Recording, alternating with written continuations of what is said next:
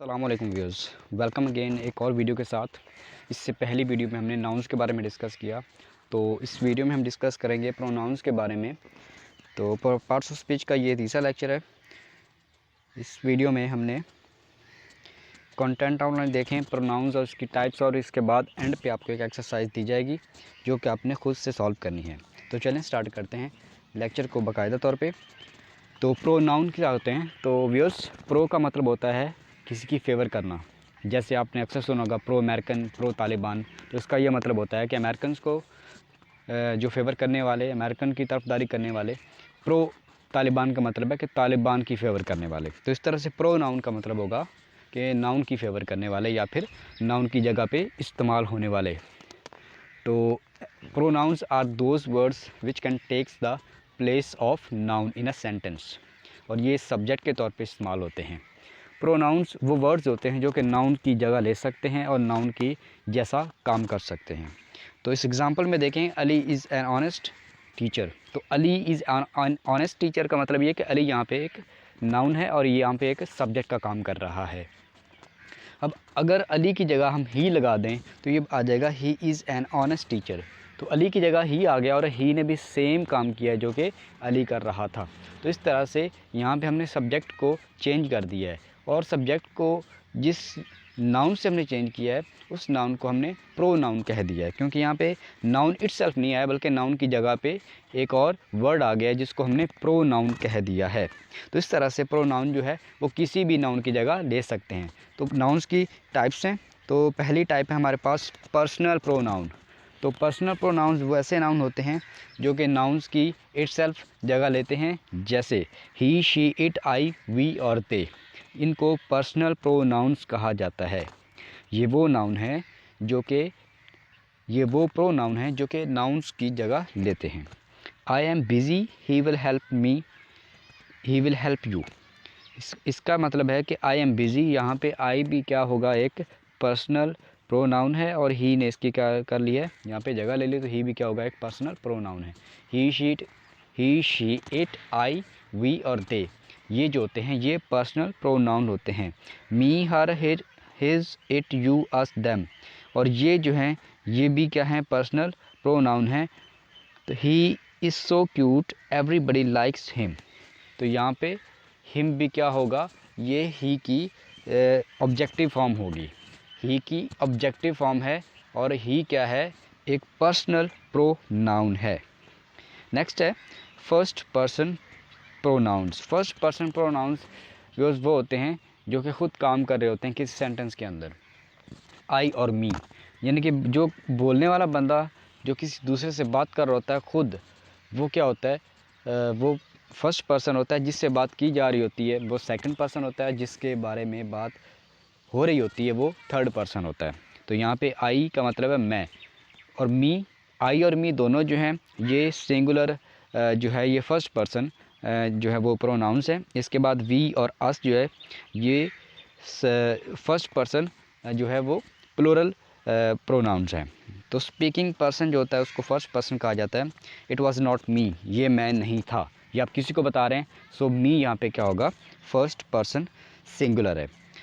He helped अस, उन्होंने हमारी मदद की। ही हेल्प्ड अस, उन्होंने मेरी मदद की। तो यहाँ पे उन्हों की बात हो रही है, तो उनका मतलब होगा, यहाँ पे ये प्लूरल आ गया है तो अस आ जाएगा। इस तरह से आई एम बिज़ी टुडे, मैं आज बिज़ी हूँ। सो आई यहाँ पे क्या है, फर्स्ट पर्सन प्रोनाउन है, और आई यहाँ पे सिंगुलर है, सिंगल यहाँ पे नाउन को शो कर रहा है। We will come by the evening, हम आज शाम को आएंगे। तो इसका मतलब है हम का मतलब है काफ़ी सारे, तो ये प्लूरल हो गया, और वी जो है ये फर्स्ट पर्सन में आता है। यानी कि जो फर्स्ट पर्सन नाउन हैं वो दो तरह के हैं, सिंगुलर भी हैं और प्लूरल भी हैं। सिंगुलर वो हैं जिनमें जो नाउन है वो किसी एक चीज़ के बारे में बता रहा हो। तो ही, शी, इट जो है वो सिंगुलर हैं, और यहाँ पे जो आई और मी जो है ये फर्स्ट पर्सन में आते हैं। आई और मी फर्स्ट पर्सन में है, तो ये फर्स्ट पर्सन में नाउन जो आई और मी है ये सिंगुलर हैं और ये फर्स्ट पर्सन जो प्लूरल हैं वो वी और अस है। तो इसके बाद है जी सेकंड पर्सन और थर्ड पर्सन। सेकंड पर्सन वो होता है जिससे बात की जा रही होती है। आप जिससे बात करते हैं वो सेकंड पर्सन होता है, आप फर्स्ट पर्सन जिसके बारे में आप बात कर रहे हैं वो क्या होता है, वो थर्ड पर्सन होता है। तो सेकंड पर्सन एक ही बंदा है जो यू है, यू जो है वो सेकंड पर्सन है, यू का सिंगुलर और प्लूरल दोनों सेम हैं। इसके बाद थर्ड पर्सन जो है वो होता है he she it, he she it her him, ये सारे सिंगुलर जो है वो थर्ड पर्सन जो होते हैं, दे और देम ये प्लूरल में आ जाते हैं। तो व्यूअर्स सेकंड पर्सन जो है वो एक ही है, वो क्या है, यू, यू की सिंगुलर और प्लूरल फॉर्म दोनों क्या हैं, वो एक ही हैं और वो यू खुद है। इसके बाद थर्ड पर्सन जो ही शी इट है, इसमें हिम भी आ जाता है और हर भी आ जाता है। तो जाहिर सी बात है कि ही का जो ऑब्जेक्टिव फॉर्म होती है वो हिम होती है और शी की ऑब्जेक्टिव फॉर्म हर होती है। तो इस तरह से जो थर्ड पर्सन जो प्लूरल हैं वो है हमारे पास दे और देम।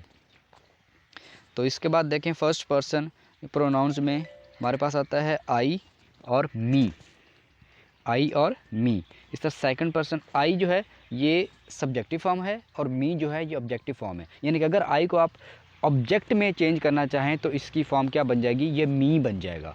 आई को अगर आप ऑब्जेक्ट में चेंज करना चाहें तो ये मी बन जाएगा। तो ये ऑब्जेक्ट में चेंज जो ज़्यादातर पैसिव वॉइस जो सेंटेंसेस होते हैं उसमें किया जाता है। यानी कि I am knocking the door, तो इसको जब आप पैसिव वॉइस में चेंज करेंगे तो जो आई है ना ये अपनी ऑब्जेक्ट की फॉर्म में आ जाएगा। The door is being knocked by me. तो आई ने किस में ट्रांसफॉर्म हमने कर दिया आई को, मी में, और मी जो है ये आई की ऑब्जेक्ट वाली फॉर्म है। इस तरह से जो है वी जो है ये second person singular pronoun, we जो है अगर हम वी को इसकी ऑब्जेक्टिव फॉर्म में देखें, इसके ऑब्जेक्ट फॉर्म में, तो वी जो है ये अस में चेंज हो जाएगा। We are playing cricket, the cricket is being played by us. तो यहाँ पे वी को मैंने अस में चेंज कर दिया है, तो अस जो है ये वी की ऑब्जेक्ट वाली फॉर्म है। इस तरह से ही शी इट की ऑब्जेक्ट फॉर्म, ही की जो ऑब्जेक्ट फॉर्म है वो हिम है, शी की ऑब्जेक्ट फॉर्म हर है और इट की ऑब्जेक्ट फॉर्म इट ही होता है। तो इस तरह से अगर आप कहें कि she is reading the book, तो यहाँ पे she is reading the book, वो किताब पढ़ रही है, किताब उसके ज़रिए पढ़ी जा रही है, तो आप इसको कहेंगे the book is being red bye हर। तो शी ने जो ऑब्जेक्टिव फॉर्म में जो आना है तो वो क्या आ जाएगा, हर आ जाएगा। अब ही ने उसकी ऑब्जेक्टिव फॉर्म में आना है तो वो ही जो है वो हिम में चेंज हो जाएगा इस तरह से। और अगर आप इट को उसकी ऑब्जेक्टिव फॉर्म में चेंज करना चाहते हैं तो इट अपनी फॉर्म में इट ही रहेगा जी। तो इसके बाद है फर्स्ट पर्सन जो प्लूरल्स हैं उनमें आता है वी जो है ये हमारे पास सब्जेक्टिव फॉर्म में आ जाता है और अस जो है इसका ऑब्जेक्टिव फॉर्म में आ जाता है। यू जो है वो उसकी ऑब्जेक्टिव और सब्जेक्टिव फॉर्म दोनों यू ही रहते हैं, जबकि दे की जो सब्जेक्ट वाली फॉर्म है वो दे है और इसको दे को जब आप ऑब्जेक्ट में चेंज करेंगे तो वो ये देम में चेंज हो जाएगा।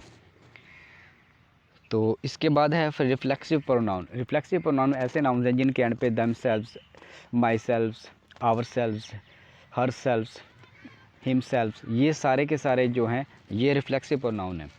रिफ्लेक्सिव प्रोनाउन व्यूअर्स वो होते हैं जो कि किसी सेंटेंस के अंदर जो काम सब्जेक्ट कर रहा होता है ना उसके ऊपर स्ट्रेस दे रहे होते हैं, उसके ऊपर एम्फसाइज़ कर रहे होते हैं, जोर डाल होते हैं कि ये काम वाकई ही इस सेंटेंस के अंदर जो सब्जेक्ट है ना ये उसने किया है।